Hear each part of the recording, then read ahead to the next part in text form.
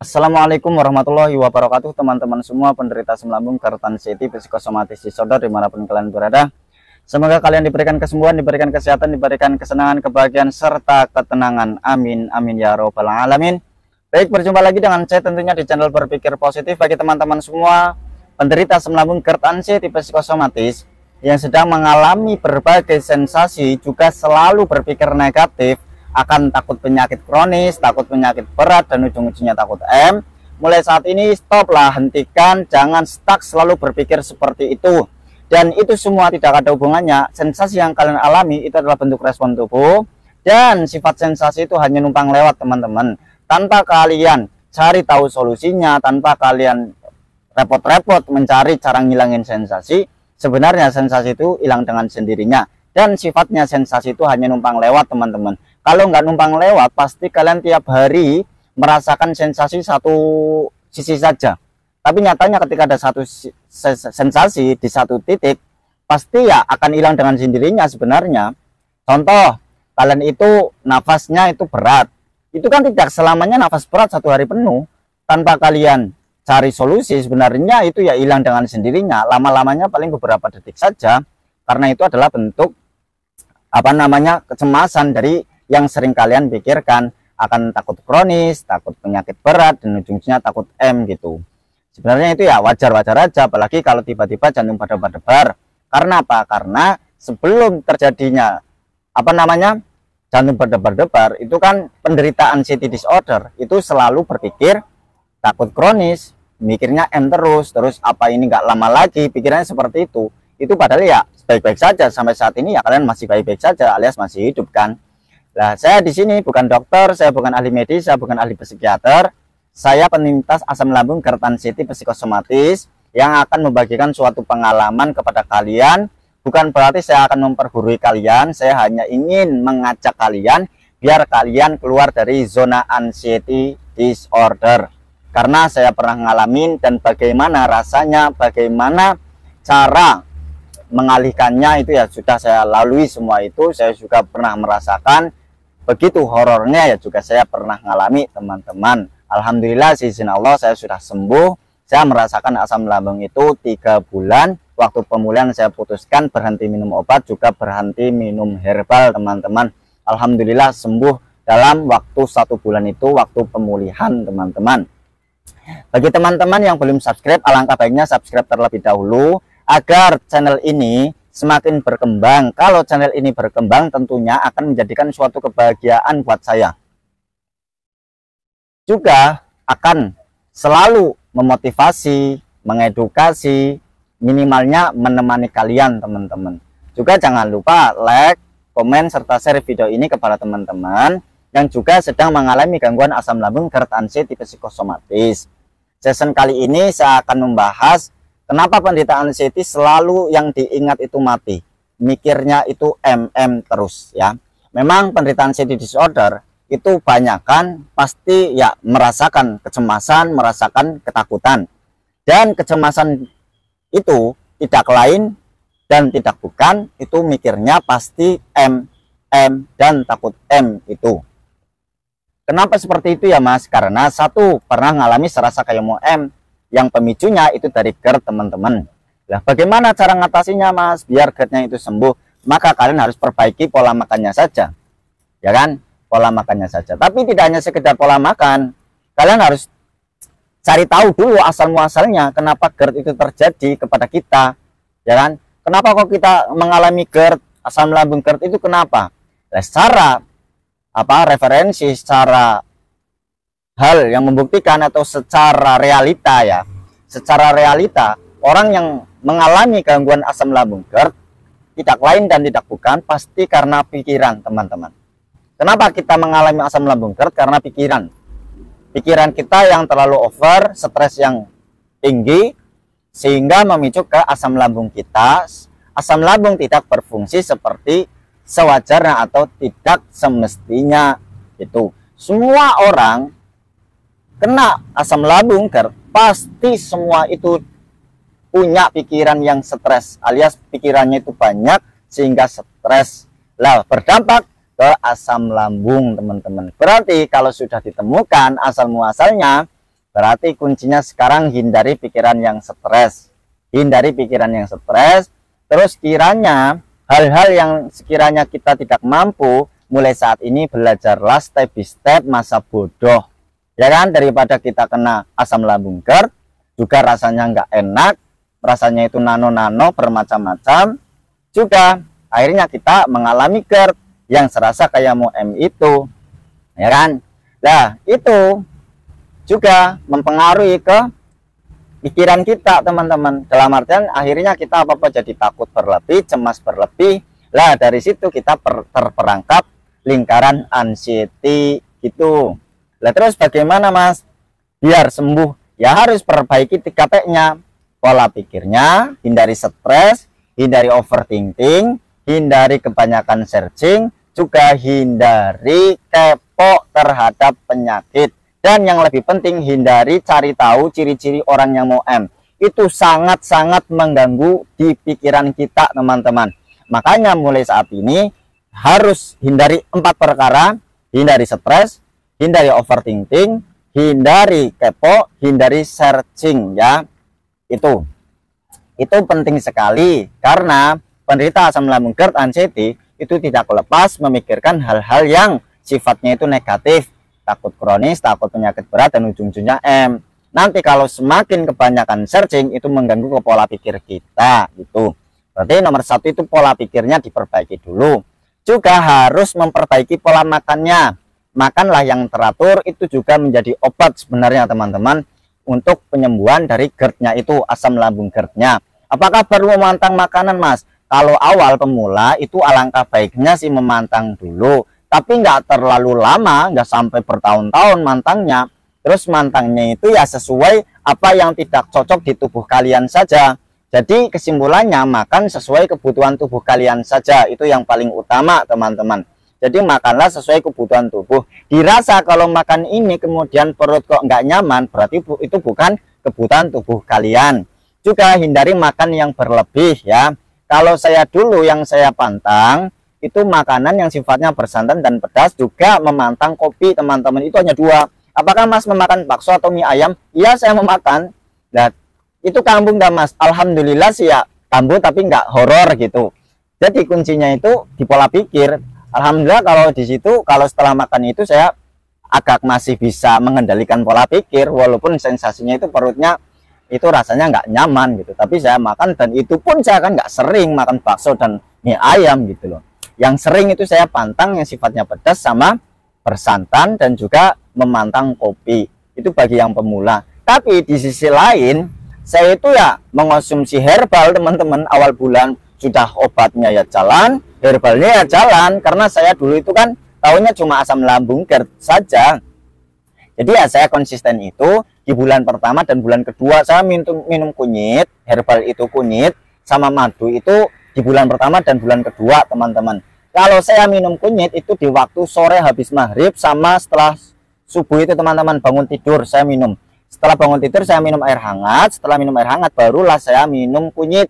Itu. Madunya kapan, Mas? Kalau saya biasanya itu sebelum tidur minum kunyitnya.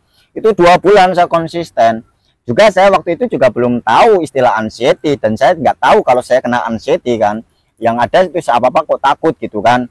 Terus kemudian saya sering serangan panik, sensasi muncul mulai dari ujung kepala sampai ujung kaki. Lah karena dari situ saya kan panik kan, takut. Lah saya periksalah ke rumah sakit. Terus saya dirujuk ke poli dalam. Ya alhamdulillah itu semua normal, teman-teman. Yang saya ngerasain itu kepala berat, kepala keliengan, kepala itu kebas. Juga kadang ada yang jalan, belum lagi kedutan, terus telinga itu berdenging, leher menegang, terus hidung itu tersumbat, terus mata buram, pandangan nyata seperti tidak nyata, kemudian jantung berdebar-debar, nafas berat, dada di bagian kiri sakit, perut panas, perut sakit, dada sakit, ulu hati sakit, mengganjal juga, nembus sampai ke pinggang sakitnya. Itu belum lagi kedutan, celekit-celekit, perut begah, piar-piaran, les-lesan, sempoyongan, ini gemetar semua, lemes semua, seluruh badan itu kaku, rasanya sakit semua. Ini kaki itu rasanya itu sempoyongan, rasanya itu lemes, gemetar, teman-teman. juga di leher itu kadang merinding-merinding seperti itulah. Mulai dari situ kan saya nggak percaya kalau saya kena asam lambung GERD saja. Nah, karena saking nggak percayaan penderita asam lambung GERD sensitif psikosomatis kan lebih banyak nggak percayaan, ngeyelan gitu. Udah dikasih tahu ngeyel, udah kasih tahu ngeyel, nggak apa-apa ngeyel. Itu saya dulu juga seperti itu teman-teman. Lah mulai dari situ setelah saya di ronsen di EKG nyatanya normal semua. Mulai dari situ saya sudah nggak ngeyelan, saya terima, saya pelajari, saya pahami. Setelah itu saya praktekkan metode-metodenya itu menjaga 3P-nya. Pola pikirnya, pola makan, dan pola hidupnya. Nah, terus setelah itu konsumsi, kan nggak kunjung sembuh di bulan pertama dan kedua. Masa asam lambung kok nggak kunjung sembuh, padahal saya ya minum obat, sudah bolak-balik periksa, ya juga saya minum kunyit, minum madu, kok masih tetap ada sensasi, kok kecemasan tetap masih ada, kok masih suka ngeganjal, kok suka sekali reflux. Ternyata setelah saya melalui EKG dan ronsen, ternyata semua itu di pola pikir teman-teman. Lah terus gimana cara ngatasin makan yang benar? Yang penting itu etika teman-teman, biar nggak mudah reflux, biar gasnya nggak selalu naik. Itu yang pertama itu merubah mindset saja. Sebelum makan itu jangan was-was, jangan khawatir, jangan cemas, terus jangan berprasangka buruk. Nanti kalau makan ini sensasinya muncul enggak ya? Aduh, jangan-jangan makan ini sensasinya muncul. Aduh, jangan-jangan makan ini asam lambungnya naik. Aduh, jangan-jangan asam lambungnya nanti mengganjal di dada, mengganjal di ulu hati, mengganjal di kerongkongan. Itu secara otomatis kita itu memancing agar asam lambung itu naik, agar reflux. Lah itu secara otomatis seperti itu sebenarnya. Akhirnya apa? Memancing hormon kortisol, tingkat kesetresannya kita tinggi. Lah pasti mikirnya takut kronis, takut penyakit berat, dan ujung-ujungnya takut M. Kalau takut M-nya besar sekali, akhirnya ujung-ujungnya kena serangan panik. Itulah teman-teman, ternyata di pola pikir kita bolak-balik periksa sampai 10 dokter, ujung-ujungnya kita harus dirujuk ke psikiater. Ternyata mindset kita yang lagi tidak baik-baik saja, sedang tidak baik-baik saja gitu. Lakukanlah itu makan yang teratur, apa yang perlu pantang, yang penting etika makan sih menurut saya. Juga makannya itu jangan kebanyakan dulu. Kalau metode saya dulu di bulan pertama 2 jam makan, 2 jam makan, 2 jam makan. Berapa banyak mas? Intinya saya 2 jam makan, 2 jam makan gitu. Kenapa ya mas kok jadi mudah sekali lapar? Iya, karena karena laparnya, satu itu karena energinya itu gampang terkuras oleh pola pikir. Penderita anxiety disorder itu pikirannya jalan terus hampir 24 jam. Loh kok bisa mas? Iya, maka penderita anxiety disorder pasti mau tidur pun susah. Sudah tidur pasti kadang mimpi buruk. Nggak mimpi buruk pasti mudah terkejut. Karena apa? Pikirannya lagi tidak netral. Energinya mudah terkuras. Efeknya apa? BB turun. Maka jangan khawatir. Tapi BAB juga susah ya mas? Iya, karena pencernaan kita itu sering terganggu karena kesetresan kita. Sehingga pencernaan tidak bekerja secara semestinya. Akhirnya asam itu tidak mengelola dengan sewajarnya, semestinya teman-teman. Akhirnya apa? Akibatnya BAB itu jarang atau BAB tidak lancar. Saya ngalamin itu. Terus bagaimana kalau lapar terus? Ya makan aja, tapi sedikit-sedikit gitu. Kenapa kalau habis makan kok jadi lemes ya mas? Mungkin bisa jadi karena satu, was-was sebelum makan, khawatir sebelum makan, takut terhadap makanan. Bukan tambah semangat setelah makan malah jadinya lemes. Ya nggak apa-apa. Maka hindari was-was sebenarnya teman-teman. Hindari was-was sebelum makan. Itulah. Terus yang bulan keduanya itu saya itu rubah metode teman-teman. 4 jam makan, 4 jam makan. Sampai berapa kali mas? Intinya 4 jam makan, 4 jam makan. Ya masih sedikit-sedikit tapi sering makan. 4 jam makan. Itu 2 jam. Lah memasuki di bulan ketiga waktu pemulihan, saya berhenti obat, berhenti herbal. Saya melatih apa yang saya pantang, mulai dari santan, saya mulai beranikan untuk melatih gitu. Yang penting saya merubah mindset, tidak menganggap sensasi itu bahaya gitu. Ya, waktu pemulihan saya sudah nggak mantang lagi. Yang saya pantang cuma satu, yaitu apa namanya, kopi teman-teman. Karena masa ya udah 2 bulan saya obatin kok masih tetap sama. Wajarnya orang kena asam lambung itu ya 2 bulan itu sebenarnya ya sudah sembuh teman-teman. Wajarnya ya, sewajarnya orang yang kena asam lambung GERD itu ya 2 bulan ya sembuh gitu loh. Terus juga imbangi minum air hangat teman-teman. Saya itu ngimbangi air hangat. Saya itu ngonsumsi air hangat itu hampir 3 bulanan, dari bulan pertama, bulan kedua, dan bulan ketiga itu konsisten saya minum air hangat. Sampai 3 bulan itu minum air hangat terus. Tawar biasa nggak pernah, jarang sekali teman-teman. Banyak itu. Akhirnya apa? Kan sering sendawa. Kalau sering sendawa saya malah senang teman-teman, karena lega di dada, nggak berat nafasnya. Tapi ada penderita anxiety disorder yang sendawa terus-menerus dipikir. Padahal itu malah beruntung sebenarnya. Gas itu semakin sering keluar, itu semakin lega sebenarnya. Gas dari asam lambung itu. Terus yang ketiga itu pola hidupnya mulai saat ini. Kalau saya dulu ya hindari begadang, minimal ya 6 jam tidur ya. Lebih baiknya 8 jam sih tidur malamnya, itu jangan sampai kurang. Kalau kurang tidur alias sering begadang, nanti mudah kelingan teman-teman. Apa saja sih penyebab kelingan? Di video-video saya sebelumnya sudah saya bahas sebenarnya, kalian bisa tonton saja. Tapi barangkali ada yang baru tahu video ini karena channel ini kan baru kan. Sebelumnya ini sih channel bukan asam lambung GERD, tapi saya kepengen sekali mengedukasi ke kalian, memotivasi ya, minimalnya berbagi ilmu kepada kalian. Maka saya rubah kontennya untuk membantu teman-teman penderita asam lambung GERD anxiety psikosomatis. Makanya saya rubah ini. Maka tolong bantu subscribe, bantu share ya teman-teman. Nah, sekarang saya bahas apa penyebabnya sih Mas? Penyebab dari kelingan. Karena penyebabnya bisa jadi ada 5 teman-teman. Bisa jadi 1 karena pikiran over, stres, ya, tidak pernah ada henti-hentinya, selalu mikirkan tidak ada henti-hentinya, selalu mikir penyakit kronis, tidak ada hentinya, selalu berpikir penyakit berat. Yang kedua, dikarenakan bisa jadi karena makan yang terlalu lebih ya. Makan yang berlebihan itu juga memicu ke kelingan. Juga yang ketiga, ketika itu bisa jadi karena kurang sekali air hangatnya. Ya, kurang sekali air hangatnya. Yang ketiga itu. Karena apa? Sering sekali refleks, akhirnya memiculah ke pikiran. Terus juga bisa jadi karena sering sekali pikiran mengait-ngaitkan itu ya. Satu kan pikiran over ya kan. Yang kedua itu makanan yang berlebih. Terus yang ketiga yaitu kurang minum air hangat ya kan. Terus yang keempat itu begadang teman-teman, kebanyakan begadang. Jadi begadang, makan berlebih, terus minumnya kurang, minum air hangatnya itu kurang, pikirannya over. Terus bisa jadi karena kurang olahraga teman-teman, jalan-jalan pagi itu. Makanya itu sangat-sangat membantu. 1, harus hindari begadang, juga makannya jangan berlebihan, banyakin air hangat. Yang keempat, hindari pikiran over, jangan kebanyakan searching. Yang kelima, harus sering-seringlah dan konsisten jalan-jalan pagi dan berjemur. Itu bisa jadi karena itu penyebabnya kelingan. Itu lakukan terus-menerus. Biar nggak selalu mikir kembali ke tema ya, kembali ke session atau ke topik. Biar kalian nggak selalu mengingat kalian harus yakini sama sugesti kalian. Sebenarnya sensasi itu tidak berbahaya teman-teman. Tapi serasa nyata ya Mas, iya memang serasa nyata. Pingsan pun serasa kayak nyata ya Mas, kayak punya pingsan beneran ya. Iya, itu cuma serasa doang. Tapi kalau kalian mau menyadari dan kalian yakini bahwa itu tidak terjadi pingsan, itu sangat membuat kalian yakin bahwa itu tidak akan pingsan dan tidak akan memicu ke penyakit berat dan memicu Itu harus yakin dulu.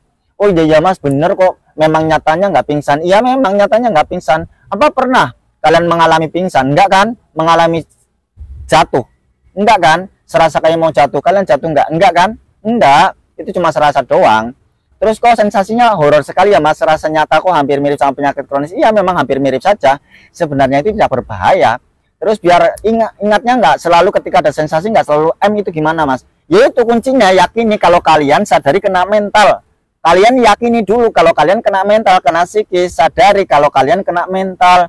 Oh, pikiran yang negatif yang ada di pikiran saya ini ternyata adalah permainan anxiety. Apapun pikiran negatif, ini permainan anxiety. Saya sadari bahwa saya kena anxiety. Seperti itu teman-teman. Dan ini aman kok, ini baik-baik saja. Sering afirmasi positif. Ketika jalan-jalan pagi kok ngerasa kelingan, afirmasilah. Saya baik-baik saja, saya sehat, saya kuat, saya bahagia. Seperti itu. Saya terima sekalipun itu horor gitu. Lakukan terus-menerus. Saya terima, saya terima, saya terima, saya baik-baik saja, dan ini tidak pingsan, dan ini tidak pingsan, seperti itu. Terus ada hal lagi yang bisa melupakan, nggak selalu berpikir seperti itu. Lakukan dan hidupkan kembali hobi-hobi kalian. Lakukanlah hobi yang menurut kalian senangi teman-teman. Terus mulai saat ini latihlah mental kalian. Di keramaian yang awalnya takut, mulai saat ini lawan teman-teman, berlatih bersosial, berinteraksi. Tapi kok keringet dingin ya Mas, nafas berat, jantung berdebar-debar, ngambang, latihan saja di situ. Tapi serasa mau pingsan itu cuma serasa saja dan itu tidak berbahaya, maka itu lakukan terus-menerus. Kalau kalian begitu ada sensasi, langsung kalian nyerah, pengen pulang, kalian turuti pulang, lalu sampai kapan kalian akan hidup dalam kecemasan dan ketakutan terus? Mau sampai kapan kalian hidup cemas terus-menerus? Mau sampai kapan kalian hidupnya seperti itu terus? Kalau kalian itu masih mental-mental pencujang, dalam artian masih gampang pulang, itu maka lakukan, paksakan terus-menerus gitu. Terus sekarang jangan apa-apa dipikir, itu semua pikiran negatif yang muncul di otak kita, itu semua dari anxiety, dan itu permainan anxiety, semua itu tidak fakta pingsan dan tidak fakta jatuh. Walaupun serasa kayak mau pingsan, serasa kayak mau jatuh, itu cuma serasa saja teman-teman.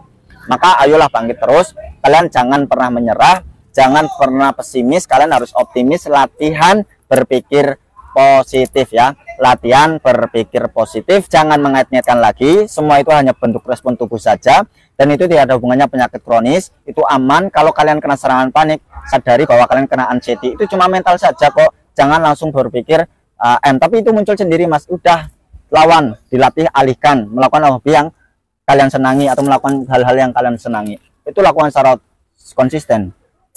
Jangan mendiagnosa diri kalian memiliki penyakit kronis, jangan mendiagnosa diri kalian memiliki penyakit berat, itu ya. Kalian bukan dokter, juga perlakukanlah diri kalian seperti orang sehat. Mulai saat ini kalian jangan apa-apa dipikir ya, jangan terlalu memperhatikan, oh kok ini kuning ya tangan saya, telinga diperhatiin terus-menerus, terus wajah diperhatiin terus-menerus, itu mengganggu pikiran kalian, nanti capek, nanti ujung-ujungnya kalian mengaitkan sama M, itu padahal itu mengacaukan. Maka jangan terlalu mengait-ngaitkan, jangan terlalu memperhatikan, mulai dari pucat, gabe susah, sendawa susah, itu jangan khawatir, tinggal minum air hangat aja, perut begah, tinggal minum air hangat aja, udah kalian sikapi dengan rileks saja. Kalian harus melawan pikiran-pikiran negatif, sadari kalau tiba-tiba pikiran negatif itu muncul, sadari bahwa kalian kena anxiety teman-teman. Semangat terus, kalian selalu melakukan aktivitas, ayo latihlah mendobrak mental yang lemah itu agar memiliki mental yang baja, mental yang kuat, dan yakin kalian pasti akan sembuh total teman-teman, pasti kalian akan hidup normal seperti sedia kala. Banyak kurangnya mohon dimaafkan. Wassalamualaikum warahmatullahi wabarakatuh.